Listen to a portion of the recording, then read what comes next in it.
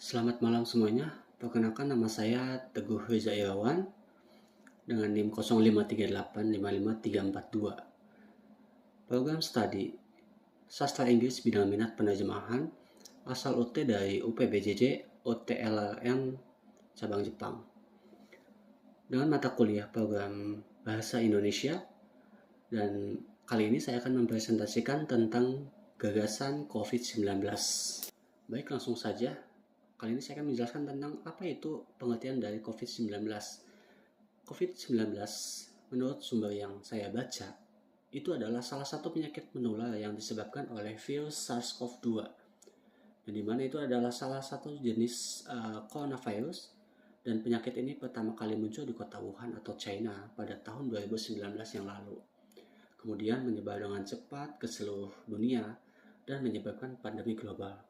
Nah, definisi virus corona ini adalah jenis virus baru yang dapat menginfeksi sistem pernafasan pada manusia. Dan kemudian asal mula virus ini tentunya belum diketahui secara pasti, namun ada beberapa sumber yang saya baca itu berasal dari hewan, yang dimana dia dapat menular dari satu spesies ke spesies lainnya, termasuk pada manusia, yang dapat menyebabkan gangguan pada pernafasan. Apa saja sih dampak dari COVID-19 ini? Pandemi COVID-19 ini telah memberikan dampak yang signifikan pada berbagai aspek kehidupan masyarakat di Indonesia.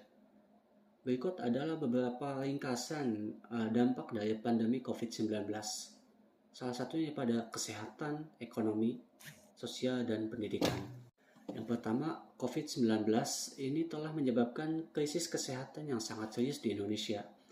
Per April 2020 yang lalu, itu jumlah kasus positif COVID-19 ini di Indonesia mencapai 6.575. Kemudian ada dampak ekonomi. Hampir 50% rumah tangga di Indonesia itu mengalami kesulitan keuangan, baik usaha mikro, kecil dan menengah atau UMKM. Selanjutnya ada dampak pada pendidikan, di mana pandemi COVID-19 ini telah mengubah landscape pendidikan di Indonesia yang beralih dari media offline menjadi offline, dan terjadi gangguan pendidikan selama 1 tahun penuh. Berikutnya saya akan menjelaskan tentang upaya pencegahan dan penanganan. Pemerintah Indonesia telah menerapkan berbagai upaya untuk mencegah dan penanganan pada COVID-19 yang lalu.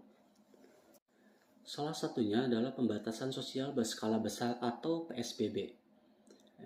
Itu sudah diatur dalam Peraturan Pemerintah Nomor 21/2020 dan Peraturan Pemerintah Kesehatan Nomor 9/2020. Yaitu salah satunya membatasi aktivitas sosial dan pergerakan masyarakat untuk mengurangi virus corona. Nah, selanjutnya adalah protokol kesehatan. Pemerintah menerapkan dan mensosialisasikan protokol kesehatan yang dikenal dengan istilah 3M, yaitu memakai masker. Warga wajib memakai masker pada saat itu ya. Dan kedua, menjaga jarak. Nah, warga pada saat itu harus menjaga jarak minimal 1,5 meter. Dan yang ketiga ada mencuci tangan. Nah, itu warga di situ harus sering mencuci tangan dan memakai hand sanitizer yang dengan kandungan alkohol minimal 60%. Yang pertama itu ada pelaksanaan vaksinasi massal. Yang kedua ada jenis vaksin, dan ketiga adalah sosialisasi dan edukasi kepada masyarakat tentang COVID-19.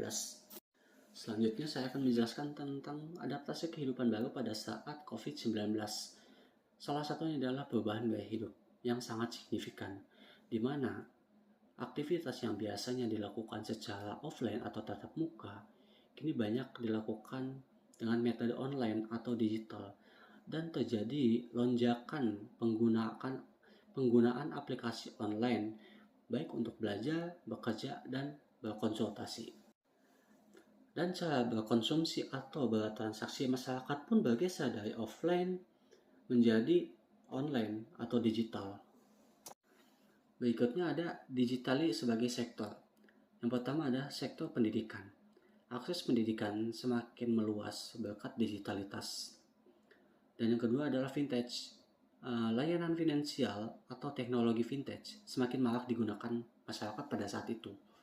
Dan yang ketiga adalah perdagangan elektronik. Terjadi pertumbuhan signifikan dan bisnis e-commerce dan perdagangan online yang sangat marak pada saat itu. Dan selanjutnya saya akan menjelaskan tentang model pembelajaran pasca pandemi COVID-19 pada saat itu. Ada beberapa model pembelajaran yang dianggap sesuai untuk era pasca pandemi, antara lain yang pertama adalah model pembelajaran inquiry atau mendorong siswa untuk aktif menyelidiki dan menemukan pengetahuan secara mandiri. Dan yang kedua, discovery learning atau memungkinkan siswa menemukan konsep dan prinsip melalui pengalaman langsung. Adaptasi dan inovasi pembelajaran. Pasca pandemi, sistem pendidikan perlu beradaptasi dengan beberapa perubahan. Di antaranya hybrid learning atau menggabungkan pendekatan tatap muka, komputer, dan online untuk pembelajaran yang lebih fleksibel. Harapan dan tantangan untuk COVID-19 itu. Pemerataan pendidikan, memperluas akses pendidikan. Baik semuanya, demikian penjelasan saya tentang gagasan COVID-19 yang ada di Indonesia pada saat itu. Terima kasih.